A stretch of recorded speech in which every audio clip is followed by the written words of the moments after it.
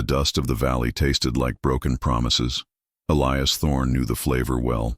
It was in the water he drew from his well, in the bread he baked in his small cabin, and in the silence where his wife Sarah's laughter used to be.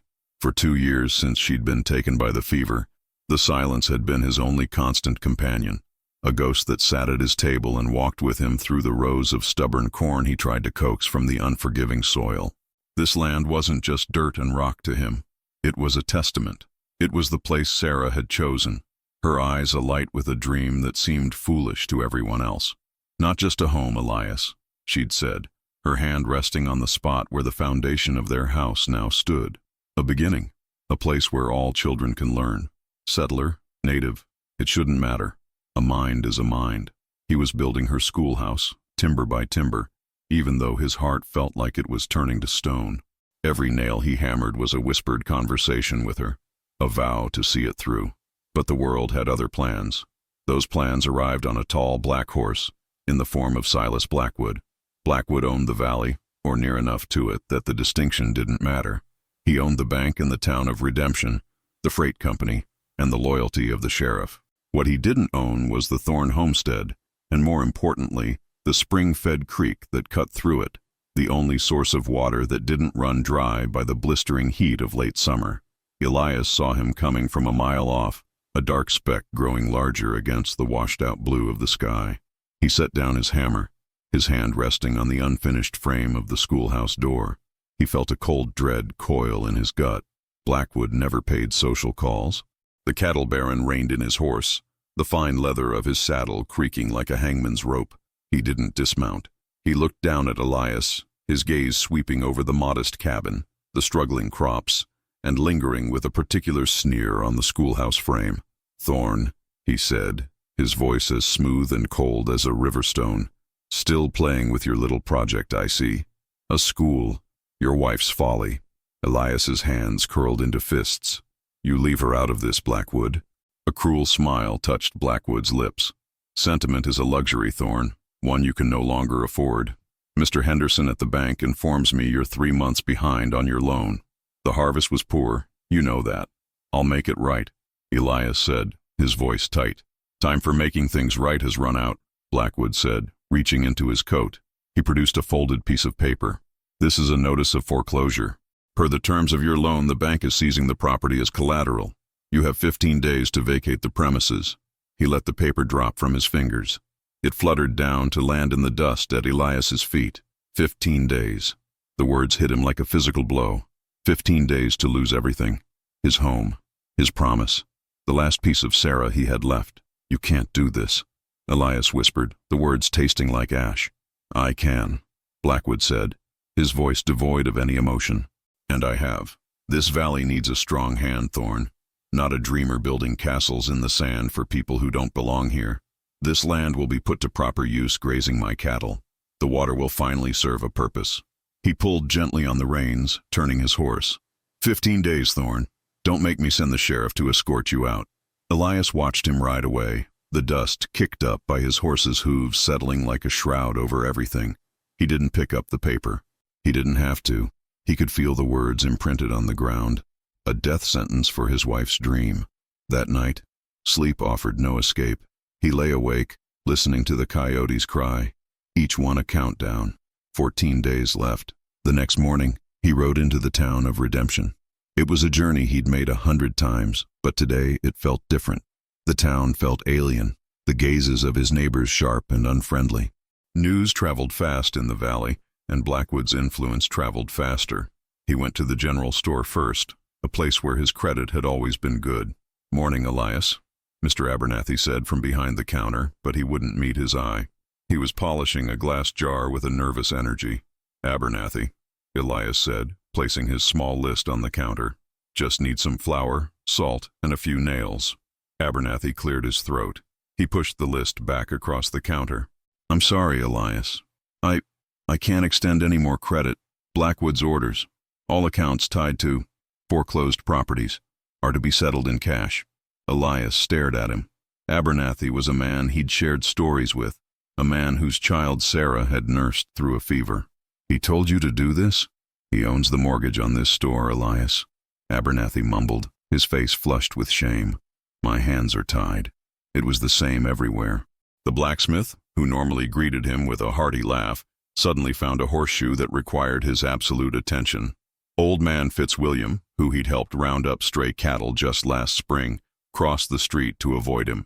He was a leper. Blackwood hadn't just handed him an eviction notice, he had excommunicated him from the world. Elias left town with his wagon empty and his heart heavier than it had ever been. He was utterly, completely alone. He arrived back at the homestead as the sun began to dip below the western mesas, painting the sky in brutal strokes of orange and purple. The beauty of it felt like a mockery. He was tired, a deep, soul-crushing weariness that went beyond physical labor. He walked to the well to draw water for his horse, the bucket rope coarse against his palms, and that's when he saw him. Lying face down in the dirt near the water trough was a man, an Apache. He was dressed only in buckskin breeches, his bare back a canvas of sun-darkened skin and muscle. A dark, ugly gash ran from his shoulder down his side, the blood caked black in the dust. He was still, unnervingly so. For a moment, Elias thought he was dead.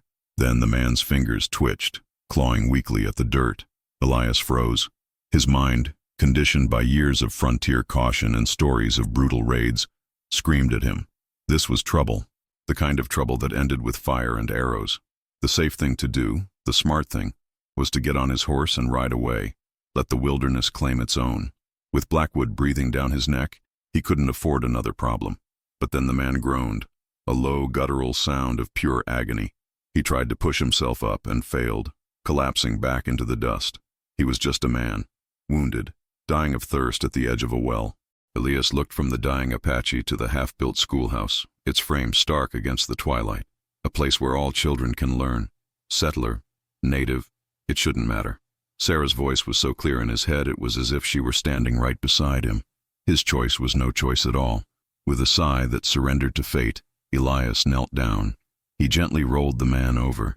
The Apache's face was lean and strong, etched with pain, his eyes closed. His lips were cracked and white. Elias went to the well, drew a fresh bucket of cool, clear water, and brought it back. He dipped a corner of his bandana into the water and gently moistened the man's lips. The Apache's eyes flickered open. They were dark and intelligent, and for a long moment, they simply watched Elias, full of a suspicion that mirrored his own. Elias offered the wet bandana again. The man's gaze softened almost imperceptibly, and he allowed Elias to give him a little more water. Elias could see the raw human need in his eyes, a need that transcended skin color, language, and the bloody history that separated their peoples. Helping him was one thing, bringing him inside was another, but leaving him out here for the coyotes or for Blackwood's men to find felt like a betrayal of everything Sarah had stood for. With a grunt of effort, Elias hoisted the man up, draping his arm over his shoulder. The Apache was surprisingly light, but leaned on him with the weight of a man at his absolute limit. Step by agonizing step, Elias helped him across the yard and into the small, dark cabin. He laid him down on his own cot, the only bed in the house. As he lit a lantern, the flickering light cast long shadows across the walls. He examined the wound more closely. It wasn't from a bullet or an arrow. It was a deep, vicious slice, as if from a Bowie knife in a fight that had gone badly.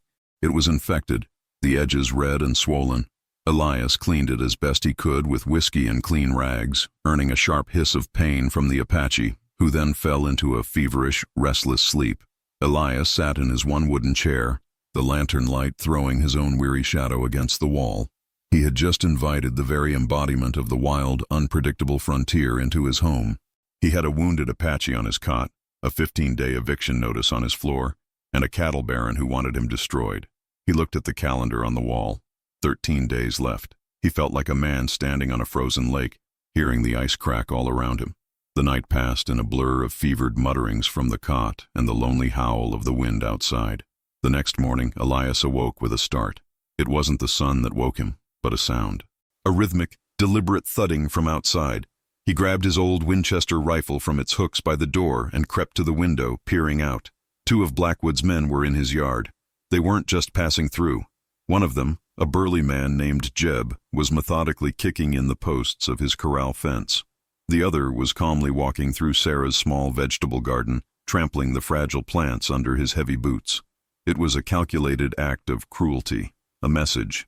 We can touch you whenever we want. Rage, cold and pure, surged through Elias. He leveled the rifle, the front sight settling on Jeb's broad back. His finger tightened on the trigger. It would be so easy. A solution, a release. But then a hand, surprisingly strong, gripped his arm. He turned. The Apache was awake, standing behind him. His eyes were clear, the fever having broken. He looked from Elias's face to the rifle, then out the window at Blackwood's men. He shook his head slowly, a single deliberate gesture. "Don't," the gesture said. "It's what they want." Elias hesitated, his breath held tight in his chest. The Apache was right. Firing that rifle would only bring the sheriff and a rope. It was a trap. With a shuddering breath, he lowered the Winchester. They watched in silence as Blackwood's men finished their work and rode off, laughing. When they were gone, the Apache spoke, his voice raspy but clear. His English was perfect, accented but precise. "They seek to provoke you into an action they can punish." Elias stared at him, surprised by his words. "Who are you?" "My name is Kyle," the man said, his gaze steady. "And you have saved my life. I am in your debt." He looked around the small cabin, his eyes lingering on the neat stack of books on a small table, Sarah's books. "This is a good place, a place of peace." "It won't be for long," Elias said bitterly, gesturing vaguely towards the door. "I have problems." "The man on the black horse," Kyle stated. It wasn't a question. "I saw him leave yesterday before I fell. I have seen his kind before. They mistake cruelty for strength." Over the next few days, an unlikely routine formed. Elias worked his land, patching the fence, trying to salvage what he could of the garden. Kyle rested, his strength slowly returning. He was a quiet presence, but a watchful one. He spoke little about himself, but he asked Elias about the schoolhouse. Elias found himself talking about Sarah, about her dream, the words spilling out of him as if a dam had broken. Kyle listened, his expression unreadable but his attention absolute. The deadline continued its relentless march. 10 days. 8. 6. The pressure was a physical weight. One afternoon, the sheriff himself rode up to the homestead. His name was Marcus Cole, a man whose ambition had long since eclipsed his integrity. He was a puppet, and he knew it. "Thorne," Cole said, not bothering with pleasantries. He had 2 deputies with him, just doing a preliminary assessment of the property for the bank auction, making sure you haven't decided to burn it down for spite. Elias stood his ground, his face a mask of neutrality. Cale was hidden inside, silent as a stone. "The property is as it's always been, Sheriff." Cole's eyes roamed the homestead, a predatory gleam in them. He dismounted and walked over to the small flower garden Sarah had planted near the cabin door, the one spot of vibrant color in the dusty yard. He deliberately kicked at a cluster of blooming desert marigolds, grinding a vibrant yellow blossom into the dirt with his heel. "A lot of wasted effort here, Thorne," Cole said with a sneer. "Should have spent more time working and less time planting flowers." The act was so petty, so needlessly cruel, that something inside Elias snapped. He took a step forward, his hands clenched. But before he could do anything, Cole and his deputies mounted their horses and left, their laughter hanging in the air. That evening, Elias hit his lowest point. He sat on the steps of the cabin, his head in his hands. 5 days. In 5 days, men like Cole and Blackwood would own this place. They would tear down the schoolhouse for firewood. They would let their cattle trample Sarah's flowers. He had failed. He had fought and struggled, and it was all for nothing. The weight of his loneliness and his failure was crushing him. He was broken. He felt a presence beside him and looked up. It was Cale, his wound now a healing scar. He sat down on the step next to Elias. The silence stretched between them, comfortable now. "You have a good heart, Elias Thorne," Cale said softly. "You fight for a memory, and for a dream that is bigger than your own land. That is a rare thing." "A good heart doesn't pay the bank," Elias said, his voice hollow. "It's over. I've lost." Cale was silent for a long moment. Then he said, "My people have a saying. The debt of a life is paid with a life. You saved mine. Now let me save yours." Before Elias could ask what he meant, Cale reached into a small leather pouch that he had guarded closely since arriving. Elias had assumed it held medicine or some personal trinket. Cale loosened the drawstring and poured the contents into his palm. Even in the dim twilight, they gleamed with a soft, heavy luster. Silver, not coins, but raw, lumpy nuggets of it. At least a dozen of them, heavy and pure. It was a small fortune, more than enough to pay off the loan twice over. Elias stared, speechless. Hope, so foreign it was almost painful, exploded in his chest. Kyle, I can't take this. It is not a gift, Kyle said, his expression serious. It is a payment. A life for a life. Use it. Save this place. Build your house of learning. The debt will be settled. Tears welled in Elias's eyes, hot and sudden. He looked from the gleaming silver in Cale's hand to the dark frame of the schoolhouse. It wasn't over. He could win. He could beat Blackwood. He could keep his promise to Sarah. He took the pouch, the weight of the nuggets in his hand feeling like the weight of a miracle. Thank you, Cale, he breathed, his voice thick with emotion. Thank you. The next morning, Elias was a new man. He saddled his horse before dawn, the silver tucked securely in an inside pocket of his coat. A fierce, triumphant energy coursed through him. He would not just pay the debt. He would do it in person. He would see the look on Henderson's face, on Blackwood's face, when they realized he had won. He rode into redemption with his head held high, ignoring the stares. He dismounted in front of the bank and strode inside, the heels of his boots clicking decisively on the polished floor. Mr. Henderson, the Weasley bank manager, looked up from his ledger, his expression one of bored annoyance. Thorne, come to plead for an extension? I'm afraid Mr. Blackwood has been very clear. I'm not here to plead, Elias said, his voice ringing with a confidence he hadn't felt in years. He walked to the counter and upended the leather pouch. The heavy silver nuggets tumbled out, clattering onto the polished wood with a sound like thunder. I'm here to settle the debt on the Thorne property, Elias declared, a grin spreading across his face. In full. Henderson stared at the silver, his jaw slack with shock. He picked up one of the larger nuggets, his eyes wide. He turned it over and over in his trembling fingers, examining it closely. A strange look crossed his face, not just surprise, but something else. A flicker of dawning, cruel recognition. He looked up at Elias, and a slow, venomous smile spread across his thin lips. This is remarkable silver, Mr. Thorne, Henderson said, his voice a silky whisper. Very distinctive. There's only one place in this valley it could have come from. He paused, letting the moment hang in the air, twisting the knife. It's from the Black Creek claim, Mr. Blackwood's private mine. His men reported a theft just a few days ago, right after they found their foreman bludgeoned to death beside the stream. Henderson's words hung in the silence of the bank, colder and heavier than the silver on the counter. The hope that had filled Elias's chest moments before curdled into ice. The trap hadn't just been set. He had walked into it, sprung it on himself, and handed Blackwood the key to lock him away forever. Sheriff Cole, Henderson called out, his voice now confident and sharp, no longer bothering to look at Elias. We have the thief and murderer who's been plaguing this valley. Sheriff Cole and his two deputies materialized in the doorway as if they had been waiting for their cue. Cole's lips were curled in a predator's grin. He saw the silver on the counter, then looked at Elias's stunned face, and his grin widened. Elias Thorne, Cole drawled, savoring every word. I'm arresting you for the robbery of the Black Creek mine and the murder of its foreman, Jebediah Kane. Jeb? Elias stammered, his mind reeling. Jeb was one of the men who had trampled his garden. He wasn't a foreman, he was a thug. That's a lie. He was alive just a few days ago. Conveniently, the last person to have a public grievance with him was you, Cole said smoothly, nodding to his deputies. They moved in, grabbing Elias's arms in a rough grip, and now you show up with his silver. It's a clean case. They dragged him out of the bank and into the harsh sunlight of the main street. The humiliation was a physical force, pressing down on him.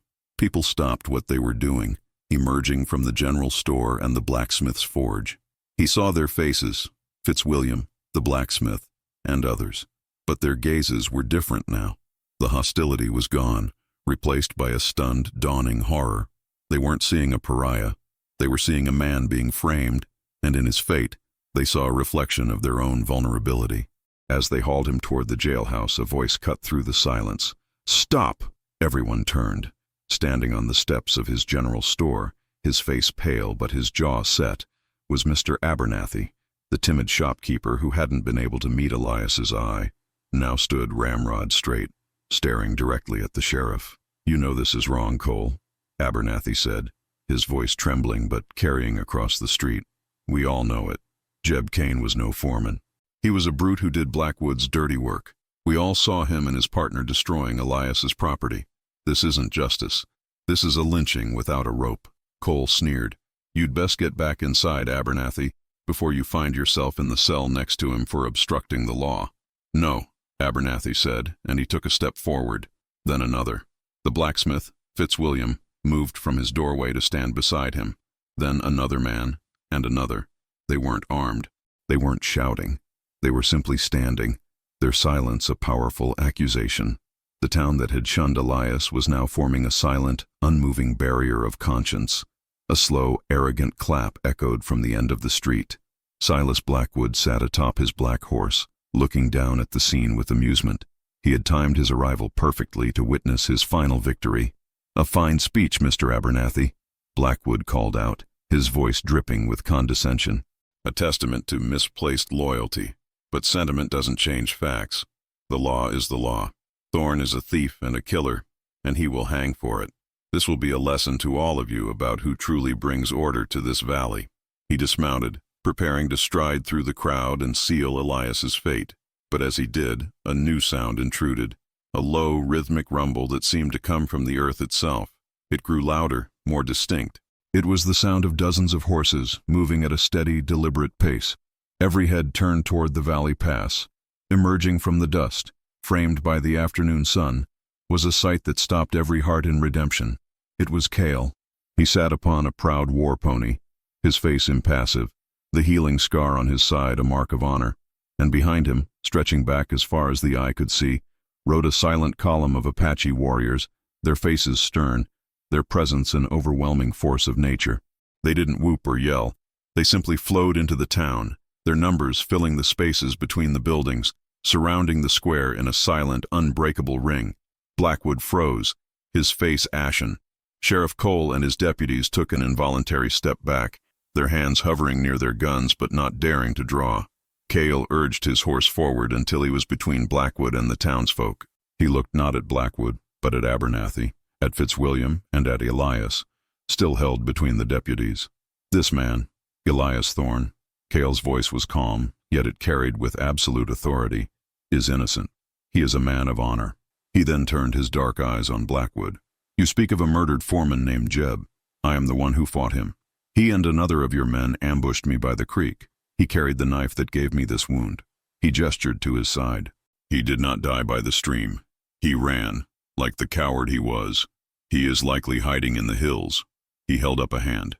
"You speak of stolen silver. This silver was not stolen. It was a payment owed to my people for passage through our lands. A treaty you made and then broke, Silas Blackwood. I came to collect the debt. Your man tried to kill me for it." The town was utterly silent. The truth, delivered with such quiet power, was irrefutable. Abernathy's stand was not just the courage of one man, it was the spark.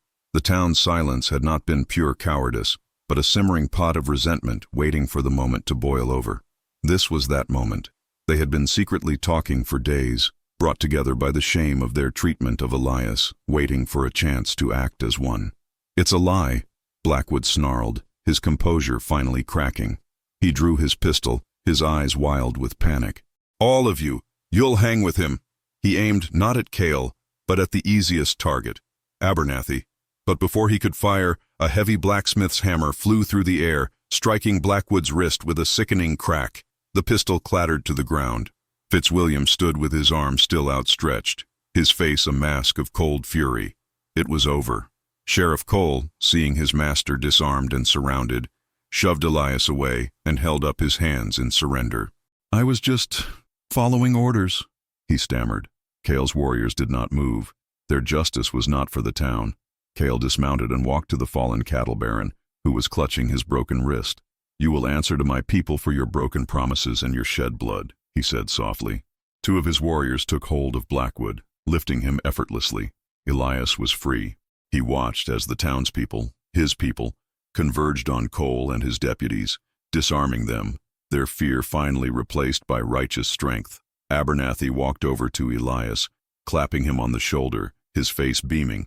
"We let him rule us for too long, Elias. Your courage showed us that." Months later, the schoolhouse stood finished, its new timber gleaming in the sun. The sound of children's laughter, a mix of settler and Apache voices learning their letters together, filled the air. Elias stood at the doorway, watching them, his heart full.